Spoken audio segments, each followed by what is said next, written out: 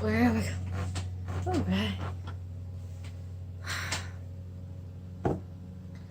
God, I'm on my knees again. God, I'm begging, please again. I need you. Oh, I need you. Walking down these desert roads, water for my thirsty soul. I need you. Oh, I need you. Your forgiveness is like sweet, sweet honey on my lips, like the sound of symphony to my ears, like holy water on my skin. Hi. For you that don't know, I'm Miss Wesley, and we are doing Sunday school. This is the last lesson in our series of Splashing with Jesus, and I think I need a drink. This is water. For y'all that don't know, this is water. You'll pour me a drink.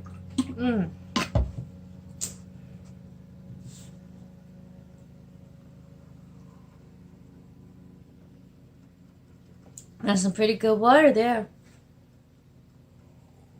Good H2O.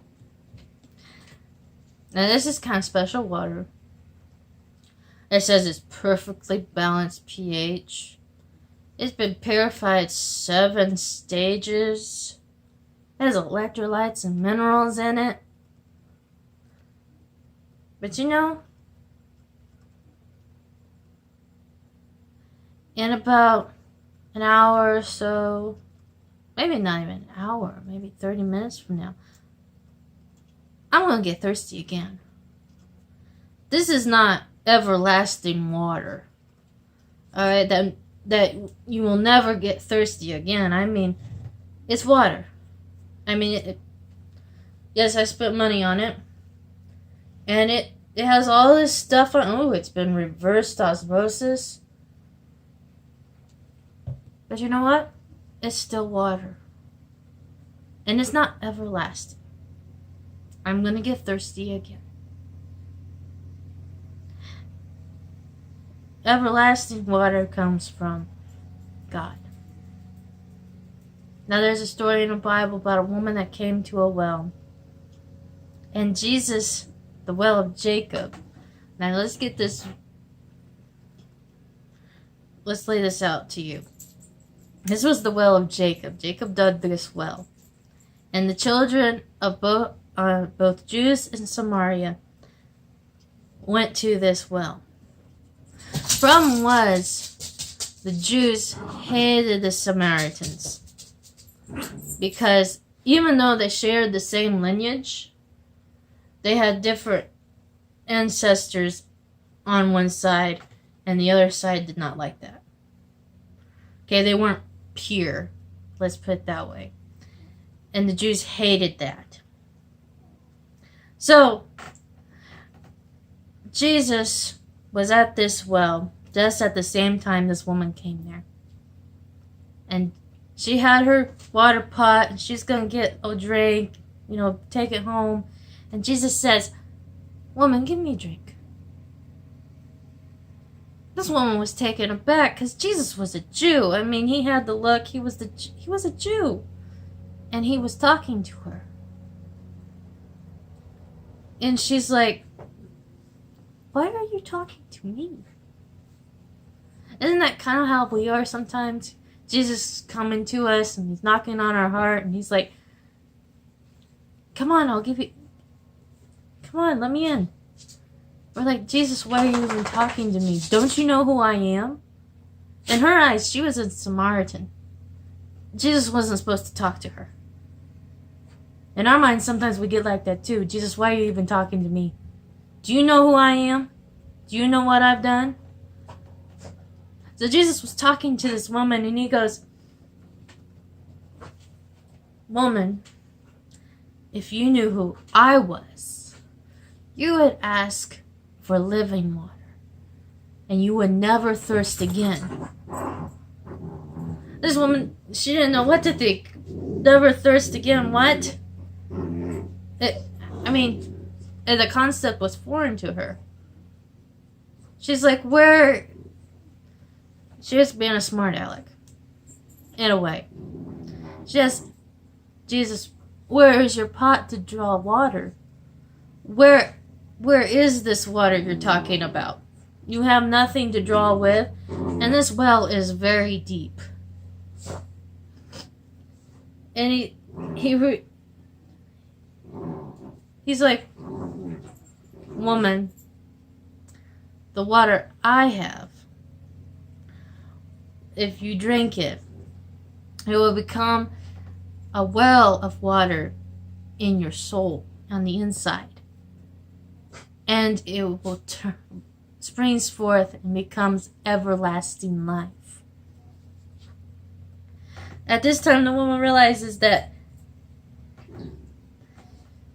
she talks to Jesus and she says, give me this water, and so that I might not thirst again, nor do I have to come here and draw water. She's still thinking physically. She's thinking with this mind instead of this mind. So Jesus asks, go get your husband and bring him here. And she answers and replies, I have no husband. To which Jesus says back to her, correct. You're telling the truth. You have had 5 husbands, and the one you are with now is not your husband. And this is a way for the woman to realize that he's not talking physically. See, he just told her something that he should have known. And so she realizes she's talking to a prophet, or what she thinks is a prophet. And she says, I see that you're a prophet. Our ancestors worship in this mountain. But they say that the place to worship is in Jerusalem. And Jesus remarks to her, one day you will not worship the Father in this mountain or in Jerusalem. See, this is where we are now. We don't have to go to Jerusalem, nor do we have to be in a church house in order to worship God. We could go outside and worship God. We can go in our houses and worship Jesus. Because you see, like he says here, in the Bible, he says that even though she doesn't know what she's worshiping, and she's talking to Jesus, and in her mind, the Jews have always had a way to salvation, and they did. The Jews always knew the way to salvation was to God. That's how they were going to get to heaven. But everybody else never had a chance. And Jesus is telling her, now is when true worshipers can worship the Father in spirit and in truth. Because the Father looks to them to worship Him. God is a spirit. And you must worship Him in spirit and in truth. So he's talking about, for years, only the Jews, like I said, knew the way to salvation. And here he was coming to the Samaritans, which were considered outsiders. and saying, now you can come and get salvation. And this woman was saying, well, they say that there's going to be a Messiah coming, and he's going to tell us all things. And Jesus goes, and I am Christ. And in that moment, the disciples show up. They have been getting meat in the city. And this woman was so surprised by what Jesus said. And the disciples were surprised too, because they marveled at the fact that Jesus was even talking to a Gentile.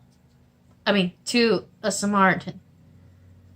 In their mind, you weren't supposed to talk to them. And here was Jesus talking to a Samaritan.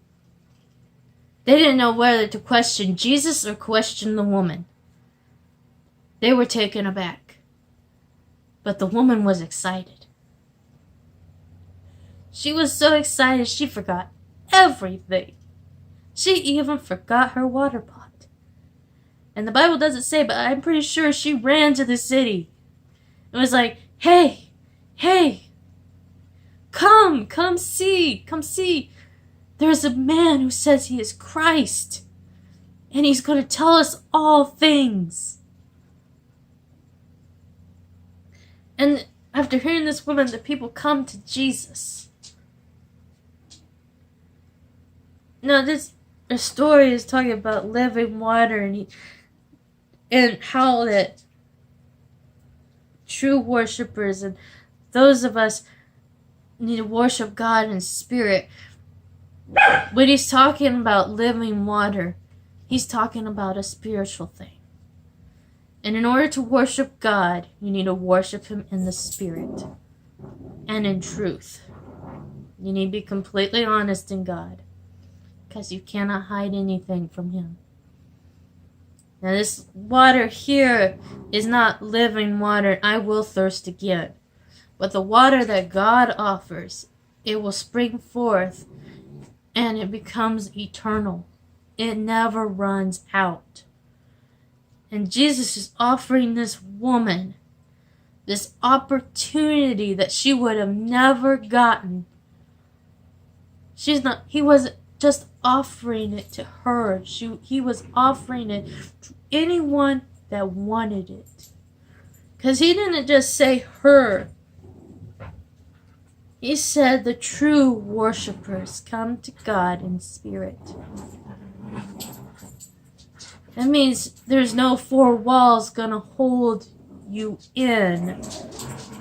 God is a spirit. You must worship him in spirit. And the spirit can be anywhere. Because he's not confined to four walls. And your living water is the salvation that you get that connects you to God. Remember at the beginning of this, or if you haven't seen it, go see it. I talked about the tree planted by the water, and the water is Jesus. And then Jesus, he never runs out. The water is continuously bubbling up in you. It is living water.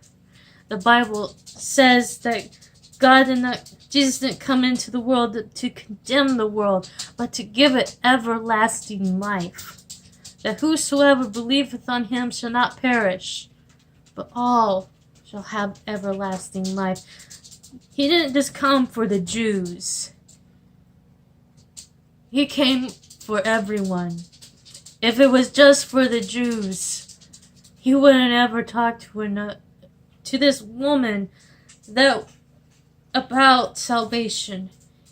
He came to the Gentiles. That's the people that are not Jews. That's us. And offered us an opportunity. And we still have this opportunity. It is not just a one-sided thing. You can have everlasting life. And everlasting life doesn't mean, yeah, we're all gonna live forever. Everlasting life is salvation, and salvation is this. It is a wonderful, amazing thing.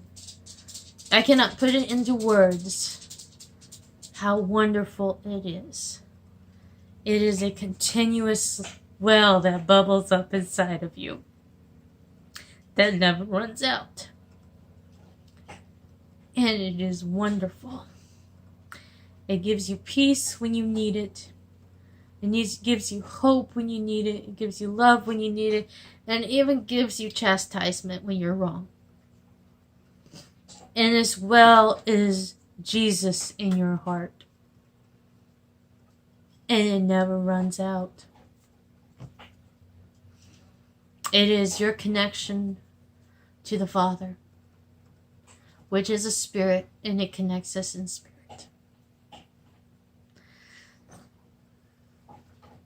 Okay. Now we taught that lesson, we can move on to our activity. And clear that out of the way. Oh, drink. Still good water. Alright. What do you need? There's another one of these bottles. What we're going to do is we're going to make one of these. See it? I'm going to turn it upside down. Yeah, that's pretty cool, right? Yeah, look at all that glitter. Alright. Yeah, this is one of those other bottles with the silver lids. The overpriced water. Still good water. But, these do work better. I'm not gonna lie.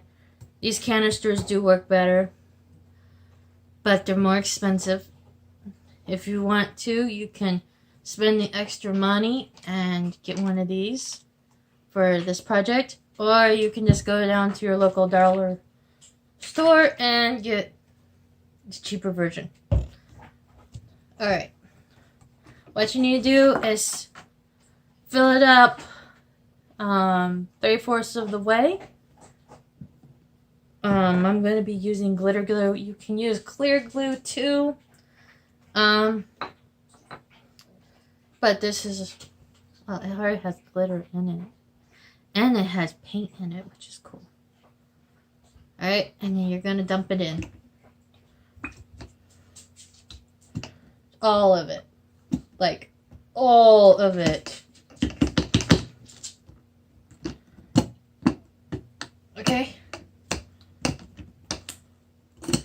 Now, these are 4-ounce cups. 4-ounce.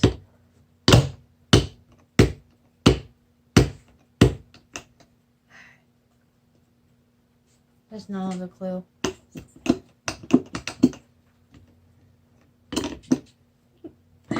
Alright, and now I'm going to turn this upside down. Okay, and then we're going to do the other one. Now this is another 4-ounce. You can just do one if you want, but more glitter, the longer that the other glitter that you put in will stay suspended in.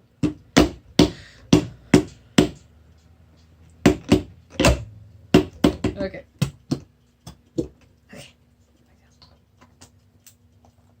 Alright. Hold on. Now, you want to make sure you use warm water because it helps the glue to dissolve faster. Or dissolve more efficiently. Okay, and then you want to put more glitter in.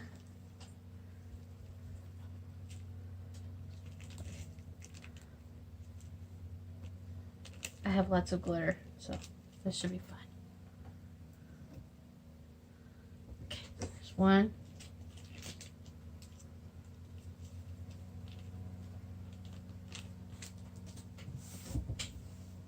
Okay.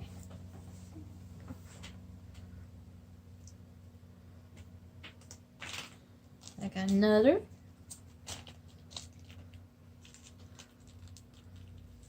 Glue in there.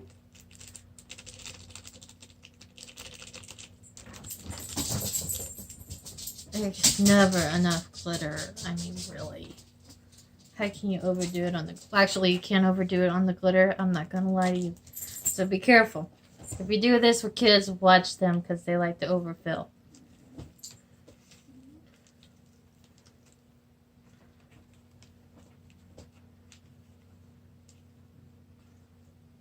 It's just glitter. It's not food. Okay. Shink. Alright, and then one more thing of glitter.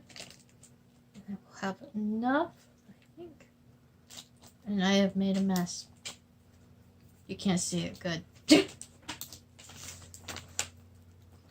Alright, one more thing of glitter. I got a spoon here. I got like huge packages of glitter.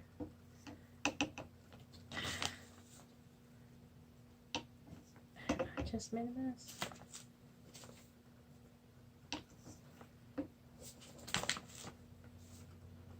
Okay, now if you don't have enough water, you can add in more water to it. Alright. Now you're also going to need some super glue to glue the lid on, or eventually it's going to leak. I have forgotten that step before, and the kids have made a mess in the classroom with all of the glitter because it leaked everywhere. Alright, in there. Are you gonna mix it together?